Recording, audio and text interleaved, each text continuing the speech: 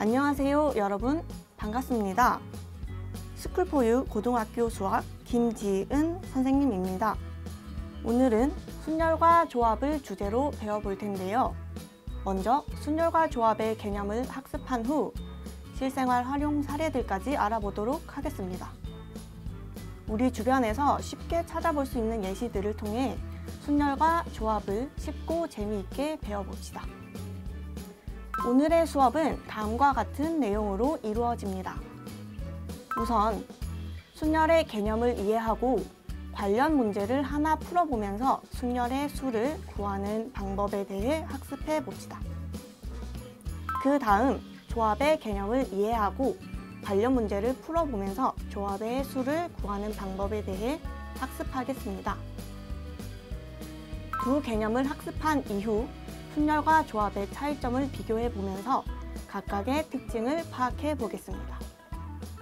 마지막으로 두 개념이 실생활에 어떻게 활용되는지 다양한 예시를 살펴보도록 하겠습니다. 오늘의 학습 목표를 다 같이 큰 소리로 한번 읽어봅시다. 첫째, 순열의 의미를 이해하고 순열의 수를 구할 수 있다. 둘째, 조합의 의미를 이해하고 조합의 수를 구할 수 있다. 셋째, 다양한 상황에서 순열과 조합의 활용 사례를 탐구할 수 있다. 자, 그럼 준비되셨나요? 함께 순열과 조합의 세계로 떠나볼까요? 자, 그럼 간단한 문제를 통해 순열의 의미를 탐구해 볼까요? 먼저 4명의 선수 중에서 첫 번째 주자를 정하는 경우의 수는 어떻게 될까요? 맞습니다. 4명의 선수를 각각 A, B, C, D라고 하면 첫 번째 주자는 A, B, C, D 중에서 한 명을 정하면 되므로 4가지 경우가 있겠네요. 그럼 이제 4명의 선수 중에서 첫 번째 주자와 두 번째 주자를 차례대로 정하는 경우의 수를 구해볼까요? 네, 그렇죠. 4명의 선수를 각각 A, B, C, D라고 하면 첫 번째 주자는 A, B, C, D 중에서 한 명을 정하면 되고 두 번째 주자는 첫 번째 주자를 제외한 나머지 3명 중에서 한 명을 정하면 됩니다. 따라서 4명의 선수 중에서 첫 번째 주자와 두 번째 주자를 차례대로 정하는 경우의 수는 곱의 법칙에 의하여 4 곱하기 3은 12입니다. 순열의 개념이 어떤 느낌인지 감이 오시나요? 순열이란 순서 있게 나열한다고 생각해 주시면 되겠습니다. 순열은 서로 다른 n개 중에서 r개를 선택하여 일렬로 나열하는 방법의 수입니다. 순서가 중요하며 같은 요소를 중복해서 선택할 수 없습니다. 앞에서 살펴봤듯이 순열의 기본 원리는 곱의 법칙이며 이 순열의 수를 기호로 NPR으로 나타냅니다. 여기서 N은 전체 요소의 수, R은 선택하는 요소의 수입니다. 이제 순열의 수 NPR을 계산해 봅시다. 서로 다른 n개에서 r개를 택하여 일렬로 나열할 때 첫 번째 자리에 올 수 있는 것은 n가지, 두 번째 자리에 올 수 있는 것은 첫 번째 자리에 놓인 것을 제외한 n-1가지, 세 번째 자리에 올 수 있는 것은 앞에 두 자리에 놓인 것을 제외한 n-2가지입니다. 이와 같이 차례대로 생각하면 r번째 자리에 올 수 있는 것은 앞에 r-1자리에 놓인 것을 제외한 n-r 플러스 1가지입니다. 따라서 곱의 법칙에 의해 순열의 수 NPR은 n-1, n-2부터 시작해서 r번째인 n-r 플러스 1을 다 곱한 것으로 계산할 수 있습니다. n부터 시작해서 1씩 줄어드는 r개의 자연수를 곱해준다고 생각해 주시면 됩니다. 예를 들어 5p3을 계산해보면 5부터 시작해서 1씩 줄어들도록 3개의 자연수를 곱해주면 되겠죠? 그럼 5p3은 5 곱하기 4 곱하기 3으로 60이 되겠습니다. 이때 서로 다른 n개에서 n개를 모두 택하는 순열의 수는 npn으로 npn은 n 곱하기 n-1 곱하기 n-2 곱하기 쭉 곱해서 2 곱하기 1까지 곱해주게 되고, 이처럼 1부터 n까지의 모든 자연수의 곱을 n의 계승이라고 하며 기호로 n 느낌표와 같이 나타냅니다. 기호를 읽을 때는 n 팩토리얼로 읽어주시면 되겠습니다. 그럼 이번엔 n 계승을 이용해서 순열의 수 NPR을 계산해 봅시다. 위에 화면에 보이는 것과 같이 NPR은 다음과 같이 나타낼 수 있습니다. 그렇다면 NPR은 n-r 팩토리얼 분의 n 팩토리얼로 나타낼 수 있겠죠? 네. 이제 순열과 관련된 문제를 함께 풀어봅시다.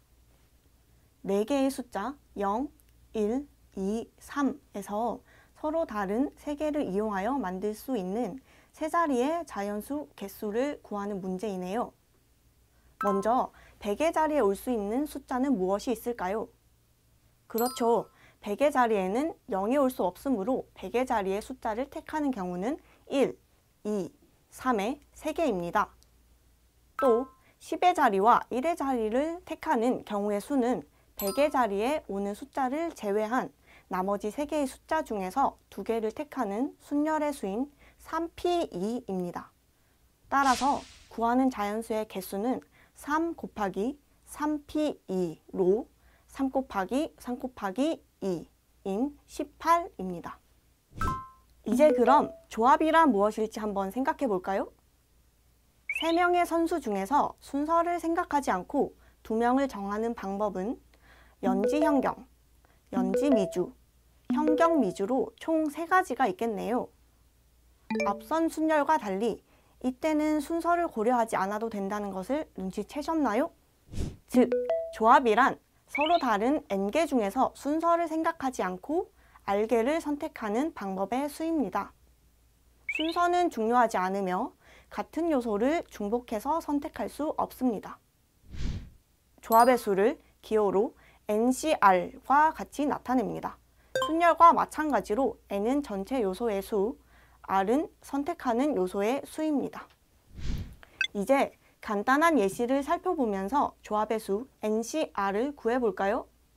4개의 문자 A, B, C, D 중에서 3개를 택하는 조합의 수 4C3은 A, B, C, 또 A, B, D, 또 A, C, D, 그리고 B, C, D의 4가지이고 그 각각에 대하여 3개의 문자를 일렬로 나열하는 순열의 수는 그림과 같이 3팩토리얼 가지입니다.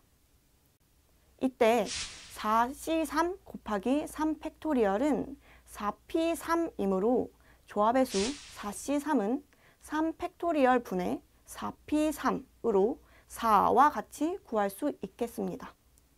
일반적으로 서로 다른 n개에서 r개를 택하는 조합의 수는 NCR이고 그 각각에 대하여 r개를 일렬로 나열하는 순열의 수는 r팩토리얼입니다. 이때 NCR 곱하기 R 팩토리얼은 NPR이므로 조합의 수 NCR은 다음과 같이 나타낼 수 있습니다. 이제 조합과 관련된 문제를 함께 풀어봅시다. 어느 아이스크림 가게에 서로 다른 9가지 맛의 아이스크림이 있을 때 이 중에서 서로 다른 3가지 맛의 아이스크림을 고르는 경우의 수를 구해보는 문제입니다. 이 문제는 서로 다른 9가지 맛 중에 아이스크림을 선택하는 순서는 고려하지 않고 서로 다른 3가지 맛만 고르면 되므로 조합의 수를 구하는 문제겠군요.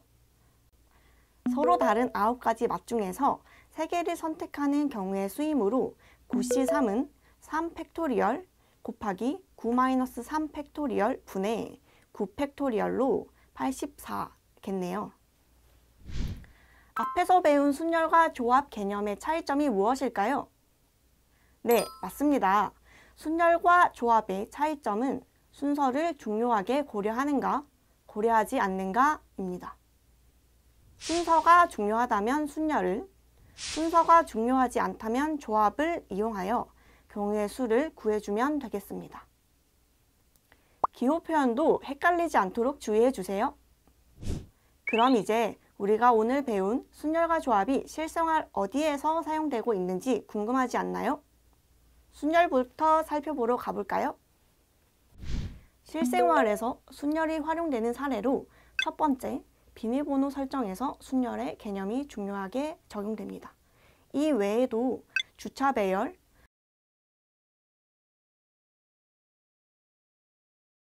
도서 정리, 메뉴 순서 결정 등 다양한 상황에서 순열을 활용할 수 있습니다.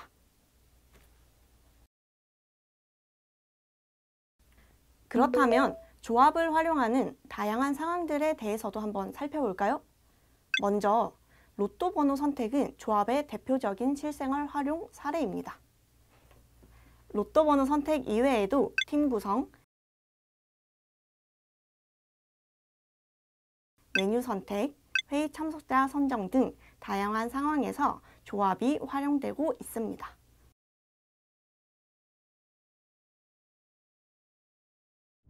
이렇듯 다양한 상황에서 순열과 조합의 개념이 활용되고 있는 것을 알아보았습니다.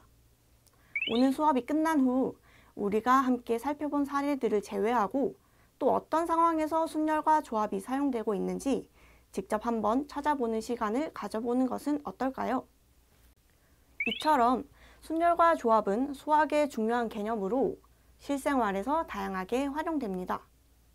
순열은 순서가 중요한 상황에서, 조합은 순서가 중요하지 않은 상황에서 사용됩니다. 이 두 개념의 차이를 이해하고 적절히 활용하는 것이 중요합니다.